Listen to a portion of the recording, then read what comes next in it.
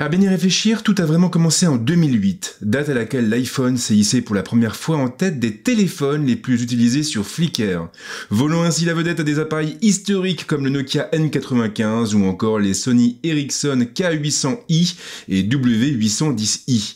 À partir de ce moment, l'iPhone est devenu le maître étalon de la photographie sur smartphone. Pour autant, il lui a fallu plus de temps pour être enfin pris au sérieux par les photographes, jusqu'en 2015, date à laquelle l'iPhone 6 a réussi à décrocher la première place des appareils photo les plus utilisés sur Flickr. Cette victoire a clairement marqué un tournant. L'iPhone n'était plus un simple smartphone, c'était devenu une machine à photographier et à créer. Et c'est justement pour lui rendre hommage que 7 ans plus tard, je vous propose de découvrir le tout premier test photo et vidéo de la chaîne. Un test photo et vidéo consacré à l'iPhone 14 Pro et donc au dernier porte-étendard d'Apple. Alors par contre, c'est une grande première comme je l'ai dit, ce qui veut dire que le concept n'est pas encore forcément bien calé. Mais bon, comme on dit, il faut bien commencer quelque part. Parce qu'il faut bien commencer quelque part, prenons le temps d'examiner en détail ce que propose l'iPhone 14 Pro. À l'arrière, on retrouve un module composé de 3 capteurs. Le capteur principal atteint les 48 millions de pixels, ce qui est une grande première chez Apple. Jusqu'à présent, la firme s'en était tenue à des capteurs de 12 millions de pixels.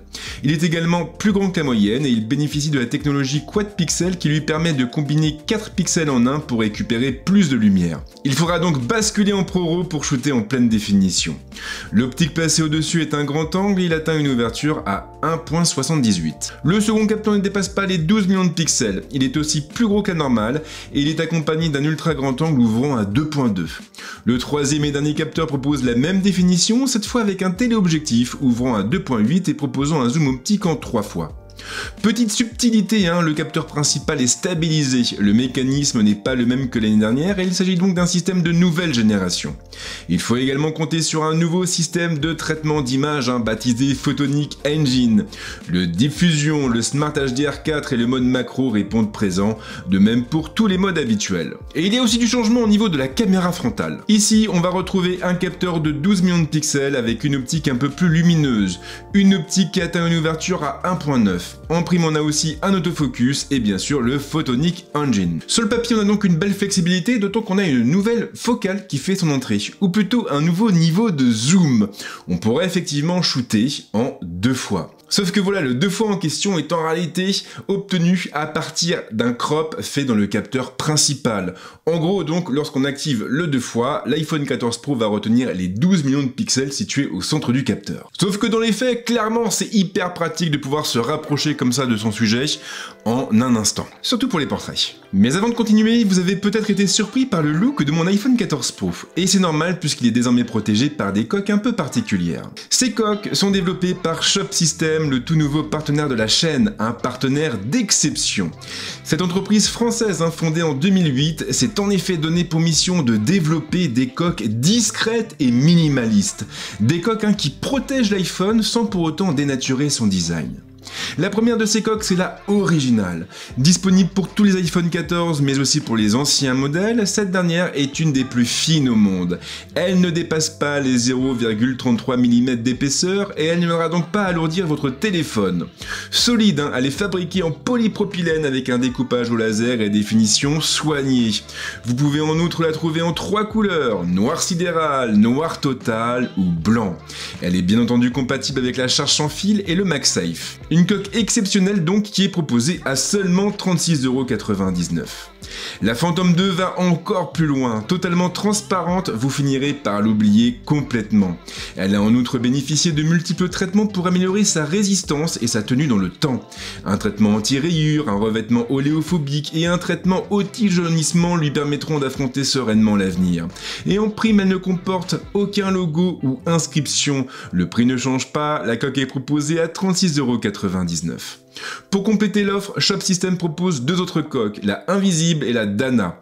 Des coques transparentes dans les 2 cas. La principale différence entre les 2 modèles vient de leur résistance. La Dana est anti-choc. Oui, mais attention car elle reste aussi l'une des coques anti-choc les plus fines du marché avec seulement 1 mm d'épaisseur. La Invisible pour sa part est une coque souple en silicone qui offre un parfait compromis entre finesse et protection. Le prix bien sûr est le même que pour les 2 autres modèles. Et si vous vous inquiétez pour l'écran de votre iPhone, alors vous pouvez vous tourner vers l'une des deux protections en verre trempé proposées par l'entreprise. Une protection 2,5D qui vous reviendra à 19,99 € ou une protection 3D qui vous coûtera 29,99 €. Et si l'aventure vous tente, sachez que Shop System a mis en place un code de réduction. Si vous tapez le code Fred au moment de valider votre commande, alors vous aurez une réduction de 10% sur votre première commande. Et ça c'est vraiment sympa, surtout que les produits derrière sont de très bonne qualité. Alors je sais que les possesseurs d'iPhone hésitent souvent à utiliser des coques de protection parce qu'ils ne veulent pas dénaturer le design de leur appareil, mais avec Shop System vous avez des coques qui respectent le produit original et qui se font très vite oublier. Bref, je vous les recommande les yeux fermés. Maintenant que votre iPhone est correctement protégé et que vous savez ce qu'il y a dedans, on peut passer au vif du sujet et attaquer avec le test photo. Et je ne sais pas du tout pourquoi j'ai levé mon petit doigt. L'ultra grand angle n'est pas forcément la focale avec laquelle je me sens le plus à l'aise, mais j'ai appris à l'apprécier au fil des années. J'ai appris à l'apprécier parce que ce qui était à la base son principal défaut à mes yeux, à savoir la déformation des lignes, est finalement devenu son plus grand atout. En la matière, on peut dire que l'iPhone 14 Pro ne démérite pas. Très efficace en pleine journée, il conserve en effet une qualité correcte lorsque les conditions lumineuses deviennent compliquées, sur des contre-jours par exemple, mais aussi pour la photo de nuit, et encore plus depuis la dernière mise à jour officielle d'iOS. Les problèmes de mise au point que j'avais pu constater lors de mes premières sessions avec l'iPhone 14 Pro ont en effet été résolus, de même pour la gestion de la montée en sensibilité. Alors vous le savez si vous avez vu mes vidéos précédentes sur le sujet, mais de base, le capteur de 48 millions de pixels m'a pas mal déçu lorsque j'ai commencé à shooter avec l'iPhone 14 Pro. Sauf que voilà, il ne m'a pas déçu parce qu'il n'était pas bon, il m'a déçu parce que je ne voyais pas assez de différence avec l'iPhone 13 Pro. Et bien sûr, cette nuance est hyper importante. Elle est importante parce que dans les faits, quand j'ai fait mon comparatif photo entre l'iPhone 13 Pro et l'iPhone 14 Pro, j'ai pu constater des différences. Des différences minimes, mais tout de même palpables. En gros donc, le rendu était légèrement meilleur sur l'iPhone 14 Pro quand on zoomait dans l'image. Et s'il n'y a rien d'ébouriffant, je trouve quand même que ce gain est techniquement impressionnant. Il est parce que l'iPhone 14 Pro embarque un capteur, comme je l'ai dit, qui est mieux défini. Et qui dit capteur mieux défini, dit aussi des photosites un peu plus petits. Et généralement, lorsque les constructeurs commencent à monter en définition, leurs téléphones perdent irrémédiablement en qualité. Or là, justement, avec l'iPhone 14 Pro, ce n'est pas le cas. Et je tenais donc à le souligner. Dans les faits, en tout cas, ce capteur reste très efficace. Et s'il ne shootera pas à pleine définition sur les modes automatiques, ici, il sera cantonné à du 12 millions de pixels. Il sera tout de même capable de restituer des images très détaillées, avec une dynamique forçant le respect et une colorimétrie aux petits oignons. À ce propos, il faut d'ailleurs noter que je n'ai pas constaté de différence de couleur entre les trois focales. Mais c'est surtout le côté tout-terrain du capteur que j'ai apprécié. Lorsque la lumière baisse, il ne perd pas en qualité, il sera une fois encore capable de générer des images de très bonne qualité, en dépit d'un penchant certain pour l'éblouissement. Comme beaucoup de téléphones aujourd'hui, l'iPhone 14 Pro peine en effet à gérer les flares. À la base, j'étais assez sceptique sur le mode 2x. Un mode qui, je le rappelle, n'a rien à voir avec un zoom optique. En réalité, il est obtenu grâce à un crop effectué dans le capteur principal. Cela dit, au quotidien, ce niveau de grossissement reste très pratique. Il reste très pratique parce qu'il permet de s'approcher rapidement d'un sujet que l'on veut photographier. Et tout ça sans avoir besoin de lui coller le téléphone sous le nez. Et puis surtout, le 2x est aussi valable sur les autres modes de prise de vue, et cela vaut également pour le portrait. Les résultats en tout cas sont vraiment là. J'ai eu beau zoomer loin dans les photos, je n'ai noté aucune différence notable entre les clichés pris en 1x et en 2x. La qualité est exactement la même. Les images sont donc détaillées avec une très belle dynamique dans les ombres et les hautes lumières. Une dynamique qui est importante. Elle se traduira en effet par une meilleure polyvalence. L'iPhone 14 Pro s'en sortira donc avec tous les honneurs, quelles que soient les conditions lumineuses, même sur des contre-jours et en basse luminosité. J'en avais parlé dans mon comparatif photo entre l'iPhone 14 Pro et l'iPhone 13 Pro, mais le téléobjectif est sans doute la focale qui m'a le plus surpris.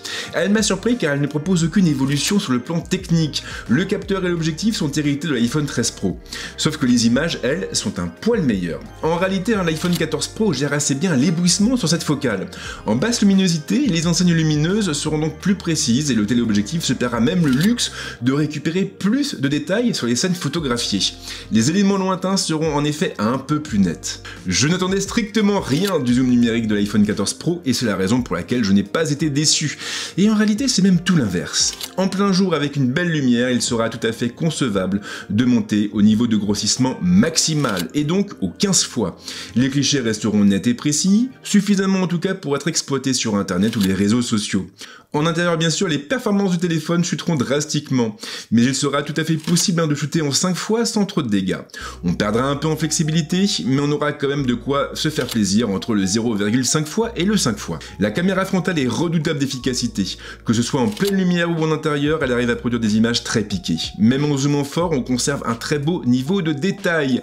Les couleurs sont toujours un peu chaudes, bien sûr, mais elles restent flatteuses pour les sujets, et la dynamique se montre efficace. La mise au point est rapide et fiable, de même pour la découpe et le bokeh, un bokeh au rendu assez naturel. Contrairement à beaucoup de constructeurs, Apple ne force d'ailleurs pas l'effet de profondeur, et mieux encore, vous pourrez même l'augmenter ou le réduire après la prise de vue en modifiant l'image. Le mode portrait est toujours aussi agréable, clairement l'un des meilleurs du marché. L'iPhone 14 Pro excelle dans toutes les conditions lumineuses, même en pleine nuit. Il faudra simplement s'assurer d'avoir une source lumineuse sur la scène. Mieux encore, grâce à ses algorithmes, il ne sera pas uniquement capable de flouter l'arrière-plan de la scène.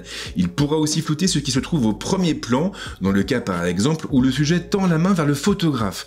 Et je tiens à remercier mon pote Brandon qui a attiré mon attention sur ce point, un point qui m'avait complètement échappé lors de mes premiers tests. Rien à dire de particulier sur le piqué, la dynamique ou la couleur, l'iPhone tape juste à chaque fois, même dans des conditions lumineuses difficiles. Les portraitistes en auront donc pour leur argent. Le mode macro m'a aussi fortement impressionné, il se montre précis même dans une pièce plongée dans le noir. Attention en revanche car son activation est toujours aussi pénible. Il sera impératif d'activer le bouton dédié dans les réglages pour éviter de problématiques erreurs. De la même manière, si vous voulez obtenir les meilleurs résultats possibles, vous aurez tout intérêt à vous équiper d'un trépied. Il vous permettra de maintenir le téléphone complètement immobile et d'éviter de vous retrouver avec des photos floues. La mise au point est parfois un peu facétieuse. D'ailleurs, n'hésitez pas à basculer sur le 2 fois ou le 3 fois pour maximiser les résultats. Ces deux modes permettent en effet de se rapprocher beaucoup du sujet et on conserve une très bonne qualité d'un niveau de grossissement à l'autre. Je vais être franc, je déteste le mode panoramique. En fait, c'est pas que je le déteste, mais je ne l'utilise quasiment jamais parce que je n'en vois pas l'intérêt. Mais là, bien sûr, pour les besoins de ce test, j'ai été obligé de sortir de ma zone de confort, de me mettre un petit peu en danger et de shooter des panoramas. Et vous savez quoi ? En fin de compte, c'était pas mal du tout. Car il faut bien l'avouer, l'application photo est vraiment bien foutue. On est complètement guidé dans le processus. On pointe vers un objet, vers un sujet, et puis on se décale progressivement pour générer le panorama. L'iPhone se charge des raccords et il le fait vraiment bien, j'ai pas vu de bug particulier, et le résultat est plutôt impressionnant. Et nous voilà arrivés au dernier chapitre de ce volet consacré à la photo. Et ce dernier chapitre, bien sûr, a trait au ProRAW. Alors, je le rappelle pour ceux qui ne connaissent pas ce format, le ProRAW est une combinaison entre un format RAW et le traitement logiciel d'Apple. C'est donc du RAW à la sauce Apple. Et bien sûr, ce format a pour principal avantage sa flexibilité en post-production. En gros, quand vous shootez en ProRAW, vous allez générer des images qui seront bien plus lourdes.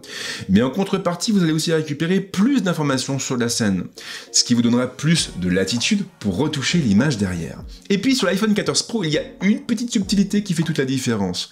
Lorsque vous activez le mode ProRAW, vous shootez en pleine définition avec le capteur principal et donc en 48 millions de pixels. Ce qui veut également dire que vous avez plus de marge de manœuvre pour recadrer vos photos. Alors forcément, derrière, ça envoie du lourd et même du très lourd. En ProRAW, l'iPhone arrivera à récupérer encore plus de détails sur les scènes photographiées, tout en boostant la dynamique. Concrètement donc, il ira chercher plus d'informations dans les ombres et les hautes lumières. Sans surprise, c'est avec Lightroom que le ProRAW prendra tout son sens. Vous pourrez en effet donner un look unique à vos photos, comme en témoigne cette succession d'images. À gauche, vous avez le cliché brut, et donc celui qui est sorti de l'iPhone. Et à droite, bien sûr, vous avez l'image développée avec Lightroom. Le ProRAW se montre donc redoutable, et encore plus sur le capteur principal. Comme je l'ai dit, en shootant en 48 millions de pixels, vous aurez beaucoup plus de flexibilité pour vos recadrages, et vous pourrez même du coup recadrer, repenser votre scène après l'avoir photographiée, ce qui est quand même hyper confortable. Et finalement, c'est ce que j'ai envie de retenir de l'iPhone. On a un produit qui s'adresse à des publics très différents. Sur les modes automatiques, tout le monde y trouvera son compte, y compris les photographes amateurs qui ont envie envie de shooter de belles images pour alimenter leurs réseaux sociaux ou même leur site internet. Les photographes un peu éclairés, un peu curieux, eux pourront basculer sur le ProRAW et donc accéder finalement à des images de qualité plus professionnelle, des images qu'ils pourront retoucher, qu'ils pourront retravailler et qu'ils pourront surtout imprimer en grand format. Avec 48 millions de pixels, vous aurez quand même pas mal de marge de manœuvre à un niveau imprimerie. Du moins à condition de rester sur le capteur principal. Et nous allons donc arriver à la seconde partie de la vidéo, une partie qui est entièrement dédiée au test vidéo de l'iPhone 14 Pro. Alors on a aussi pas mal de choses à dire de ce côté-là, donc je vous encourage, je vous invite même à aller faire une petite pause, à prendre une petite pause, à aller vous faire un petit café, un petit thé ou pourquoi pas un mojito. Du moins si vous êtes majeur, parce que l'alcool bien sûr est formellement interdit aux personnes de moins de 18 ans et d'ailleurs aucun mineur ne boit. Jamais. Et c'est bien comme ça. L'ultra grand angle est très efficace. S'il déforme inévitablement les lignes, il arrive quand même à produire des séquences léchées avec du piqué, une belle dynamique et des couleurs assez naturelles. Les ombres peuvent en revanche lui poser parfois problème. Elles auront en effet tendance à être bouchées sur les scènes très contrastées. Pas de problème particulier sur la mise au point, l'iPhone 14 Pro trouve vite son sujet et il ne le perd pas ensuite. La stabilisation est efficace, très efficace même, et il sera tout à fait possible de filmer à main levée. Le grand angle est tout aussi pertinent et tout aussi redoutable, mais à condition de rester à une distance suffisante du sujet. La mise au point se fait sur une dizaine de centimètres environ, et avant ça, du coup, votre sujet sera flou. Le piqué, lui, en tout cas, est omniprésent. L'iPhone 14 Pro arrive à récupérer énormément de détails sur les scènes photographiées. La dynamique est aussi meilleure que sur l'ultra grand angle, notamment au niveau des ombres, dont le rendu est plus précis. La stabilisation, pour sa part, franchement, est hyper efficace et cela n'a rien de surprenant. Le capteur principal est en effet stabilisé mécaniquement, tout comme l'étaient les deux modèles précédents. D'ailleurs ici, on a même droit à une nouvelle génération de stabilisateurs. Le mode 2 fois présent en photo est aussi proposé en vidéo, et il est généré de la même manière, soit à partir du crop des 12 millions de pixels situés au centre du capteur. J'étais assez sceptique, comme je l'ai dit, sur l'intérêt de ce mode au départ, mais il s'est très vite imposé comme incontournable dans mon quotidien. Il permet en effet de se rapprocher discrètement de son sujet, mais ce n'est pas son seul intérêt. En réalité, c'est un peu une invitation à recomposer, à repenser votre scène. Vous êtes en une fois, vous pensez que tout est ok, mais vous basculez sur le 2 fois pour voir si un cadrage plus serré ne serait pas plus adapté, et dans 80% des cas, eh bien oui, c'est mieux. Surtout que la qualité derrière est au rendez-vous, elle est même au niveau du une fois. Le piqué est fou, de même pour la dynamique. La mise au point reste aussi rapide qu'en une fois, et elle souffre aussi des mêmes limites d'ailleurs. Et la stabilisation, eh bien écoutez, c'est une des meilleures du marché, tout simplement. Filmer au téléobjectif, c'est toujours un peu sport, surtout quand on n'a ni trépied ni stabilisateur. Mais une fois encore, l'iPhone 14 Pro s'en sort à merveille. Sa force, comme toujours et comme je viens de le dire, c'est sa stabilisation. Même sur cette focale, il est capable de gommer la plupart des tremblements involontaires du vidéaste. C'est vraiment impressionnant et ça rend le téléphone très flexible dans cet usage. Mine de rien, on hésite beaucoup moins à basculer sur le zoom, surtout que la qualité est au rendez-vous derrière. Piqué, dynamique, couleur, comme pour le reste, rien ne cloche. Et voilà, donc je suis en pleine nature, enfin en réalité c'est un parc, c'est pas non plus Koh Lanta. Et donc je teste en fait la caméra frontale de l'iPhone 14 Pro. Alors là, je sais pas si vous le voyez, si oui quand même, il y a beaucoup de brouillard, c'est très humide, il fait pas hyper chaud, on est à 5-6 degrés. Et voilà, donc de ce que je vois là pour l'instant sur l'écran, ça a l'air vraiment pas mal. Au niveau du son, très important, au niveau du son, là je suis vraiment en train d'utiliser en fait l'iPhone à main levée. J'ai pas d'équipement autour, donc ce que vous entendez, c'est le son qui est capturé par les microphones intégrés à l'iPhone. J'attendais énormément du mode action et soyons clairs, j'ai été mais alors hyper déçu. J'ai été hyper déçu parce qu'il repose sur plusieurs contraintes assez agaçantes pour un vidéaste. Lorsque vous l'activerez, vous perdrez ainsi la 4K. Le téléphone basculera sur une définition moindre en 2,8K. Vous perdrez donc pas mal d'informations sur les bords de la scène. Et puis la vidéo bruitera très vite dans les ombres. Il faudra donc obligatoirement filmer en plein soleil sous peine de subir une forte dégradation de l'image.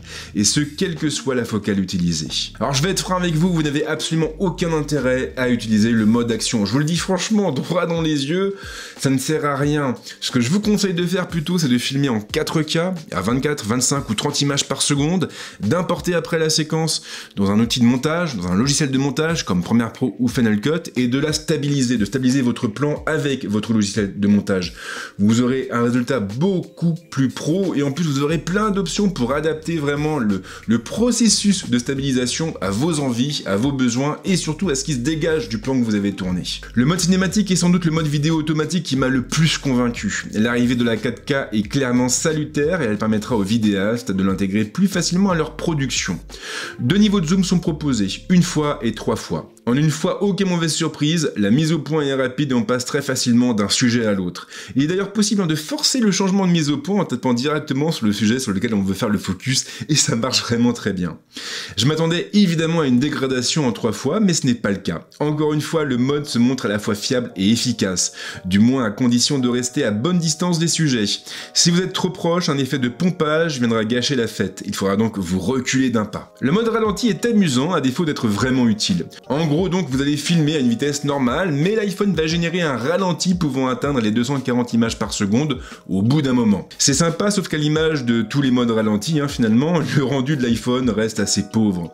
Lorsque vous voulez enregistrer 240 images en 1 seconde sur un petit téléphone, vous n'avez pas le choix, il faut compresser à fond. Et cela se traduit bien entendu par une grosse perte de qualité. Et là je vous recommande d'être plus malin et de filmer en 4K à 60 images par seconde et d'importer ensuite vos séquences dans un logiciel de montage comme Final Cut ou encore Premiere Pro.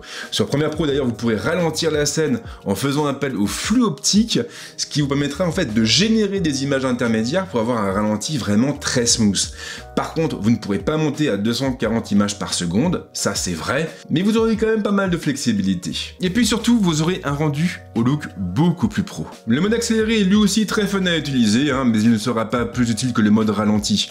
En gros donc quand vous allez filmer, il va accélérer le nombre d'images par seconde de façon exponentielle pour produire une séquence très rapide. Et devinez quoi, vous pouvez faire mieux avec votre logiciel de montage. Parce que l'avantage d'un Premiere Pro ou d'un Final Cut, c'est que vous avez aussi la gestion des rampes de vitesse. En gros, plutôt que d'accélérer d'un coup votre séquence, vous allez y aller graduellement et c'est beaucoup plus clean. Et puisqu'on parle de rendu clean, de rendu pro, eh bien le moment est venu de parler du ProRes. Le ProRes qui permet de filmer avec peu de pertes et qui offre donc plus de flexibilité en post-production. Alors la première chose à savoir, c'est que si vous filmez dans ce mode, votre iPhone va se remplir très vite. Comptez environ 100 mégas à la seconde de vidéo. Et si vous voulez filmer en 4K, vous aurez de toute manière besoin de 256 Go de stockage au minimum.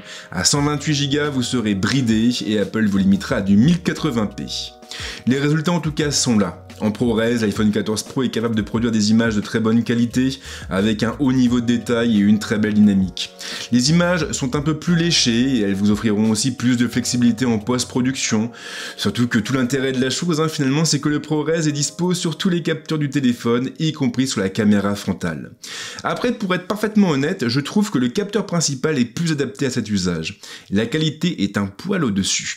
Sur le zoom, par exemple, eh bien, vous aurez une image qui va bruiter très vite en basse luminosité. Pareil pour le 2 fois d'ailleurs. En revanche, en 1 fois, aucun problème, vous vous en prendrez plein les yeux. Et en 0,5 fois, vous aurez aussi de quoi vous amuser. Tout le monde n'aura pas l'utilité du ProRes. Et si vous démarrez en vidéo, je vous conseille de rester sur les modes automatiques. Je vous conseille de rester sur ces modes parce qu'en fait, ils vont vous permettre d'exercer votre œil et de vous focaliser sur ce qui compte vraiment, à savoir le cadrage et l'intensité du moment que vous êtes en train de filmer. Et puis une fois que vous aurez les bases, une fois que vous serez à l'aise avec ça, eh bien oui, vous pourrez très bien passer au ProRes. Mais si vous le faites, je vous encourage vivement à vous diriger vers un iPhone doté de 512 Go ou d'1 Tera de stockage. Pour vous dire, sur mon iPhone 14 Pro qui a 256 Go de mémoire interne, je peux filmer au maximum 35 minutes en ProRes. Oui, 35 minutes, à peine plus d'une demi-heure, et je vous assure que ça se remplit très vite. En outre, et ça c'est hyper important, le ProRes demande de repenser un peu son workflow. Filmer en ProRes, c'est bien, mais après vous allez devoir monter en ProRes. Et si vous avez un ordinateur qui n'est pas très puissant, clairement vous allez galérer bien comme il faut. Donc attention, le ProRes, oui c'est bien, mais il y a aussi plein de contraintes techniques, et si c'est juste pour shooter votre fille qui est en train de jouer au tennis ou au badminton, ne faites pas ça en ProRes, faut quand même pas déconner, voilà. Sauf si vous voulez faire un court-métrage là-dessus, pourquoi pas. Personne ne vous juge ici, personne. Et le moment est donc venu de conclure ce test. Alors si vous avez tout regardé, vous devez vous dire que j'ai changé mon fusil d'épaule et qu'en fin de compte, eh bien l'iPhone 14 Pro me plaît pas mal. Et en fait, eh bien moi ce que j'ai envie de vous dire, c'est que il faut contextualiser les choses. L'iPhone 14 Pro, oui, est un très bon téléphone, une très bonne machine à filmer et à photographier, ça ne fait aucun doute. Et je n'ai jamais dit le contraire. Sauf que le problème, le fond du problème, c'est lorsqu'on fait entrer l'iPhone 13 Pro dans l'équation. Parce que tout ce que j'ai dit à propos de l'iPhone 14 Pro est aussi valable pour l'iPhone 13 Pro. À l'exception bien sûr du capteur de 48 millions de pixels et du mode cinématique en 4K. Et du mode action, mais bon, comme il est nul, de toute façon, on s'en fout. Donc aujourd'hui, pour moi, le plus gros problème de l'iPhone 14 Pro, en fin de compte, eh bien, c'est l'iPhone 13 Pro. Enfin, ça, et puis aussi le prix. Parce que le prix a pas mal augmenté par rapport à l'année dernière. Alors je sais ce que vous allez me dire, oui mais Fred, tu comprends, on vit une époque compliquée, il y a l'inflation, la crise de l'énergie... C'est vrai, c'est compliqué, mais c'est pas mon problème en fait, et c'est pas le vôtre non plus. Moi, quand je juge un produit, je le juge pas par rapport aux difficultés économiques, aux difficultés d'approvisionnement de puces, je le juge pour ce qu'il a à proposer, pour le tarif auquel il est proposé. Et là, je pense effectivement qu'aujourd'hui, c'est le problème de l'iPhone 14 Pro, mais aussi de l'iPhone 14 Pro Max, mais aussi de l'iPhone 14 Plus, mais aussi de l'iPhone 14, que vous ne devez pas acheter d'ailleurs, au cas où vous n'auriez pas compris. Donc voilà, c'est dommage, parce qu'on a un très bon produit, mais qui en fin de compte n'est pas beaucoup meilleur que le modèle d'avant et qui coûte un peu plus cher. Maintenant, si vous avez le budget, si vous avez vraiment de grosses exigences au niveau de la photo et de la vidéo, si vous allez beaucoup shooter en ProRAW, si vous avez besoin de faire de grands tirages, bien sûr, l'iPhone 14 Pro est tout indiqué. Mais si c'est pas le cas, si vous ne comptez pas faire appel au ProRAW, si vous ne comptez pas non plus filmer trop en ProRes, si vous n'avez pas besoin du niveau de grossissement en 2 fois, alors vous pouvez sans doute rester sur l'iPhone 13 Pro. Ça vous coûtera moins cher et ça vous permettra de tenir jusqu'à l'année prochaine, date à laquelle l'iPhone 15 arrivera sur le marché. Un iPhone 15 qui devrait changer pas mal de choses, du moins on l'espère. Voilà en tout cas pour cette vidéo, j'espère qu'elle vous a plu. Comme d'hab, si vous avez des suggestions pour les prochains tests photo vidéo, vous laissez un petit commentaire à la suite. Et bien sûr, si vous avez aimé ce que vous venez de voir, likez la vidéo, partagez-la, abonnez-vous à la chaîne et activez la petite cloche. Quant à moi, je vous souhaite de passer une bonne semaine ou un bon week-end et on se retrouve très vite avec d'autres vidéos. Ciao!